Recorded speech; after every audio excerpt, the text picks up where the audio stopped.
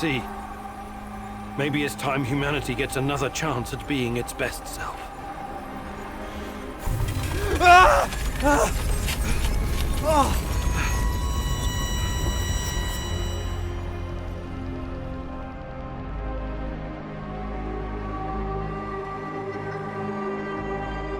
No one will ever know the protagonist's ultimate fate.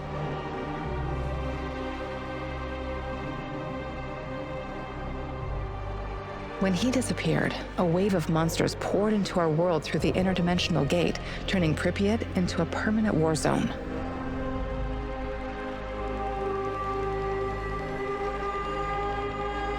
The inhabitants of the zone gathered everyone who could fight and resist them as best they can. They will never abandon the zone, for it has become their home. They still hope Igor will return one day and help them in their struggle. The Chernobylite meanwhile spreads farther into the zone, and the fight grows more desperate with every passing day. Olivier never had the chance to change his own history and prevent the ambush that wiped out his team. Igor's example convinced him to abandon his plan and accept his flawed past. That tragedy, after all, made him the man he was. With time, he made his peace, and in the end, was grateful to be part of something bigger than himself. Once the events in the zone were finished, he sought out Anton's fiancée and took care of both her and her daughter.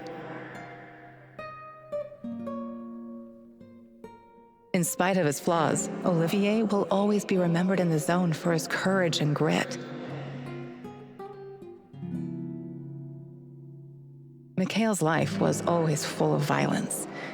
He was the angriest, most obnoxious man Igor had ever known, but he was also unfailingly honest, both with himself and others. Mikhail's thirst to avenge his murdered friends was his main driving force, but working with Igor and the others eventually made him appreciate the kinder aspects of life. In spite of his rough manner and the darkness inside him, Igor came to like the neurotic stalker, and by the end, considered him a true colleague. Mikhail decided to remain in the zone and join the others in protecting their shared home. Sashko had always been the lone wolf and daredevil of the zone.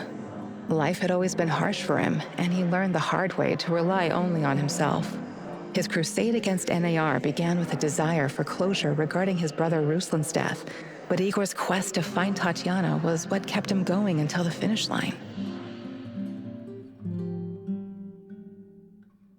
After the events in the zone, Sashko decided to go back to Moscow and face the hard truth about his parents' death.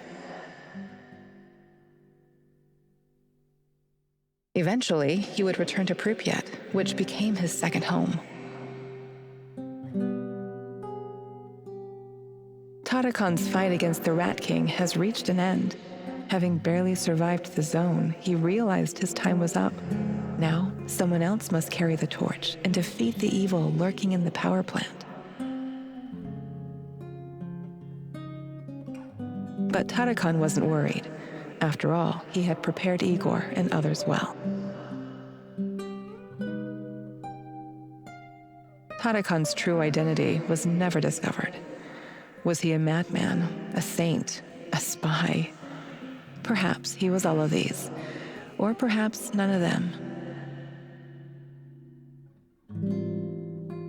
But one thing is certain, the old man was a true child of Pripyat. His restless soul will forever wander its marshes and woods. Olga's last thoughts were with her mother and those Samoshils. She had joined Igor in his mission because she knew what it meant to live with a hole inside you, a hole left by the departed. As a troubled teenager in Minsk, she'd never planned to become a freedom fighter or martyr, but sometimes we encounter the person who will change our destiny at just the right moment. Life is unpredictable that way. Olga will always be in the hearts of all the Samoshils whose lives she touched. Like so many before him, General Koslov made the wrong choices while chasing a dream of the good life. War taught him about the cruelty and inevitability of loss, leaving him indifferent to human suffering. It was only thanks to his nephew Galib and Igor that Koslov found a serendipitous moment that placed his life on a new trajectory. He realized that some victories come at too great a cost. Koslov left NAR at just the right time and lived out his days in quiet contemplation, somewhere far beyond their nefarious grasp. Semenov's ambitions and neuroses eventually got him killed. He was a brilliant scientist, but could never come to terms with the collapse of the Soviet Union.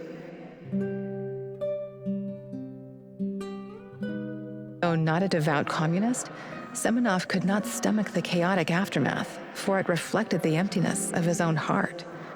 And so he chased his green Chernobylite dream, hoping his experiments would usher in a new world order. In reality, what he sought was to fill the gaping void in his own soul. In the end, everything he thought he had achieved disintegrated into nothing. He died, and NAR dissolved, most of its mercenaries wiped out by either the Shadows or the Samoshils.